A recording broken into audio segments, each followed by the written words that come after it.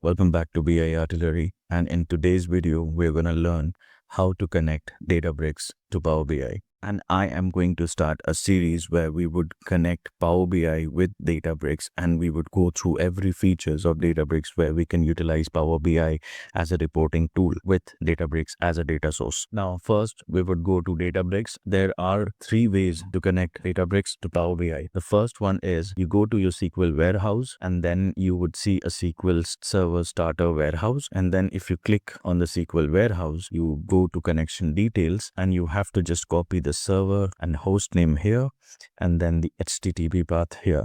Now let me open a Power BI desktop file and I'll show you where you actually need to paste it. Here it is. So first we click on get data, and then we go for more. Then we go ahead and type Databricks, and we would see two sources. One is the Azure Databricks and the other is just the Databricks database. So in this case, we would select Databricks database, and then here you can actually write the server and host name. So we're going to copy the server host name, paste it here. Then we're going to copy the HTTP path and we're going to paste it here. And there it is. So you have connected to the wider scope of the table. So here you can see all the samples, the bakehouse, the tables, everything. And if you want to load the data, let's go ahead and load it. Here it is.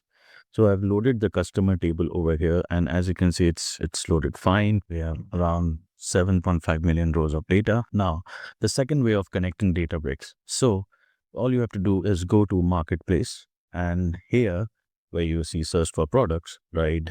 Power BI, then you would see a Power BI desktop inbuilt connection integration. And if you click on connect, it would ask you to assign a workspace. So in this case, we are using the serverless data warehouse.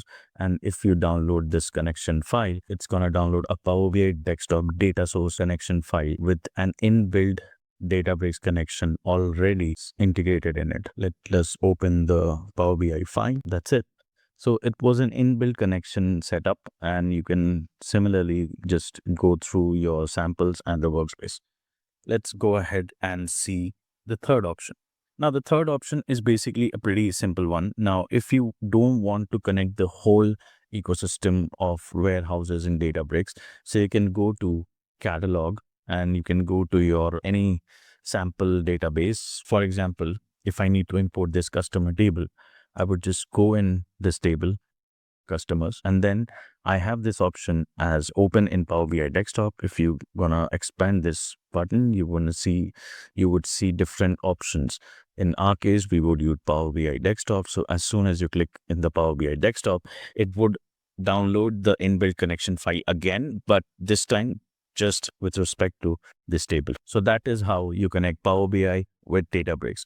Now, a very important step which I need to cover is how do we parameterize the connections so we can migrate the dev and prod workspaces without any issues and very seamlessly. So we go ahead on our Power BI desktop, we go to transform data. So this is my table, and if you click on advanced editor, you would see the two connection details. One is the HTTP path and the second is the server host name. This is my host one. Now, what if we have n number of hosts?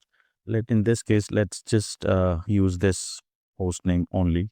So this is my host 2. Now we would create parameters to manage these connections. So we would click on parameters, would create a new parameter. We give it as a host name. Then our current value should be this or any of the either value. Then we create a second parameter where we see HTTP. Then our current value for the HTTP path is this one.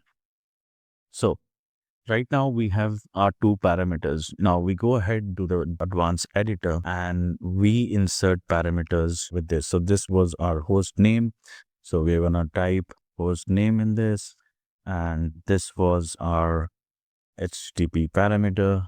And here we have parameterized the connection. For example, our host name 1 was dev workspace and our host name 2 was prod workspace. Now we want to switch between dev to prod environment. So in this case, since we have parameterized the connections, we don't have to go to each individual table and then paste, or change the connection links. The easiest way to do is create a parameter for the host name and the server name and just replicate those two parameters across all the tables connected through Databricks. And if you want to ever change the environment, we can just go ahead and click on edit parameters, and here we would just change the host name, and then automatically all the tables connected to Databricks would change to the prod environment data. So that's it, guys. From my side, I just want to request you to please subscribe the channel so that you don't miss the upcoming videos on Power BI and Databricks integration,